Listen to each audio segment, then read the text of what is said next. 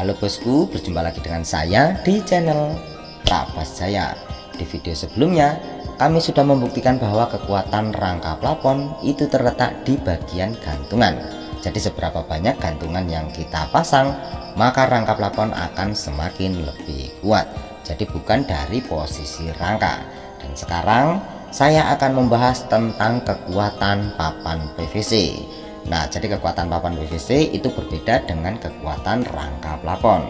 Karena kekuatan papan PVC itu tergantung dari bagaimana posisi rangka. Jadi jika rangka terpasang dengan posisi vertikal semua seperti ini, maka kekuatan papan PVC itu akan semakin berkurang. Tetapi sebaliknya, jika papan PVC itu dipasang di bagian rangka yang posisinya vertikal dan horizontal seperti ini, maka kekuatan papan PVC itu akan semakin lebih kuat.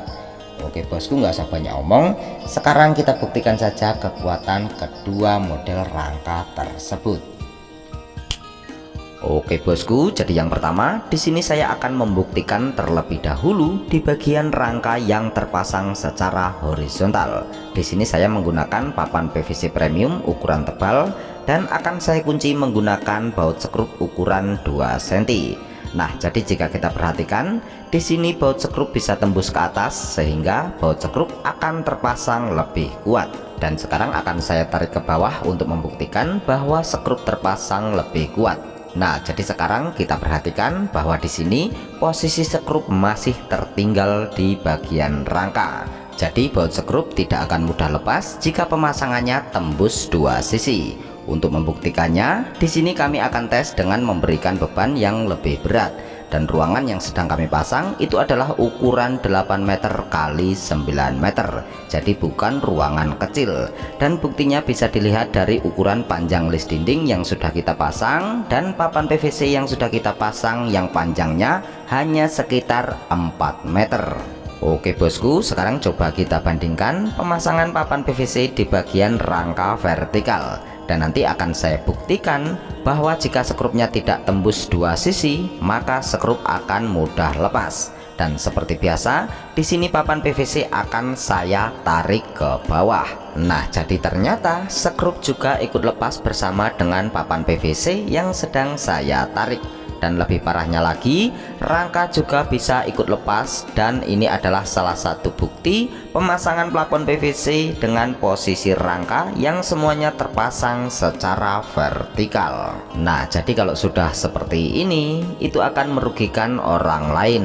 Maka dari itu, Prabas Jaya akan selalu mengedukasi supaya tidak terjadi lagi kesalahan pemasangan plafon PVC seperti ini. Oke bosku, jadi pemasangan plafon PVC yang benar dan kuat itu diusahakan bagaimana caranya supaya sekrup bisa tembus dua sisi. Karena yang mengunci papan PVC itu adalah baut sekrup. Jadi jika baut sekrupnya lepas, otomatis papan PVC juga akan ikut lepas. Lalu apakah pemasangan model vertikal semua seperti ini itu nggak bisa tembus? Jawabannya adalah bisa. Bahkan ada dua cara yang bisa dilakukan supaya sekrupnya bisa tembus. Cara yang pertama itu bisa menggunakan baut sekrup panjang. Tapi cara seperti itu akan memperlambat pekerjaan kita. Bahkan sangat beresiko karena jika sampai meleset maka papan PVC bisa jebol. Karena yang kita pasang itu adalah sekrup panjang. Lalu untuk cara yang kedua itu bisa menggunakan sekrup pendek. Oke bosku, jadi untuk caranya kurang lebih seperti ini. Nah, jadi sebenarnya sekrup pendek juga bisa tembus dua sisi di bagian holo model vertikal seperti ini. Dan di sini akan saya contohkan pemasangan plafon PVC di bagian holo vertikal menggunakan sekrup ukuran 2 cm. Tapi di sini saya tidak merekomendasikan cara seperti ini karena hasilnya juga kurang kuat. Nanti akan saya jelaskan secara detail di mana letak kelemahannya. Oke bosku, sekarang saya contohkan terlebih dahulu bagaimana teknik pemasangannya. Nah, jadi caranya sekrup kita miringkan ke samping seperti ini. Jadi otomatis sekrup ukuran 2 cm bisa tembus dua sisi seperti ini. Tetapi nanti kelemahannya itu ada di bagian kepala sekrup. Oke bosku, nah jadi ternyata rangka model vertikal itu masih bisa kita akali dengan cara posisi sekrup kita miringkan. tetapi cara tersebut kurang efektif karena ada beberapa hal yang harus kita pertimbangkan. Yang pertama yaitu ada di bagian papan PVC cewek. Nah, jadi papan PVC cewek ini akan mudah pecah karena posisinya tertekan oleh kepala skrup yang kita pasang secara miring. Jadi papan PVC itu akan mudah lepas. Kemudian yang kedua itu ada di bagian list dinding. Nah, jadi list dinding itu juga diusahakan bagaimana caranya supaya skrup bisa tembus dua sisi. Jadi supaya pemasangan plafon PVC di bagian dinding itu bisa lebih kuat karena skrup bisa tembus dua sisi seperti ini. Nah, jadi rangka itu harus kita pasang secara horizontal. Kalaupun rangka dipasang secara vertikal semua seperti ini dan skrupnya bisa tembus, kita juga harus pertimbangkan dari segi kecepatan pemasangan rangka plafon PVC. Oke bosku, sekarang akan saya bandingkan dari segi kecepatan pemasangan rangka plafon PVC model vertikal semua dan pemasangan rangka plafon PVC model vertikal dan horizontal.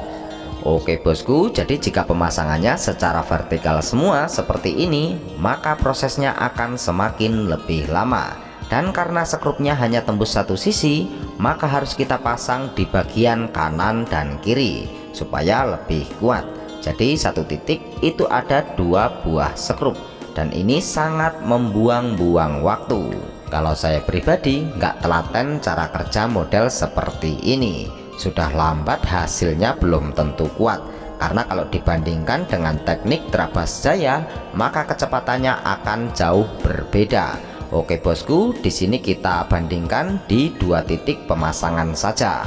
Nah, jadi untuk terabas jaya itu teknik pemasangannya di bagian atas secara vertikal dan di bagian bawah secara horizontal seperti ini. Kemudian satu titik pertemuan itu hanya membutuhkan satu buah skrup ukuran 5 cm dan itu sudah kuat karena skrupnya bisa tembus dua sisi. Jadi jauh berbeda dengan teknik yang sebelumnya. Oke bosku, jadi seperti itulah cara pasang plafon PVC yang benar dan kuat. Tetapi kita sebagai tukang plafon juga harus bisa mempertimbangkan waktu dalam proses pemasangan rangka dan juga papan PVC. Terutama tukang borongan itu jika prosesnya semakin cepat maka upah yang kita dapat akan semakin lebih besar. Tapi sebaliknya jika kita sebagai tukang harian maka proses semakin cepat itu upahnya akan semakin lebih kecil. Oke bosku, terima kasih sudah menyimak.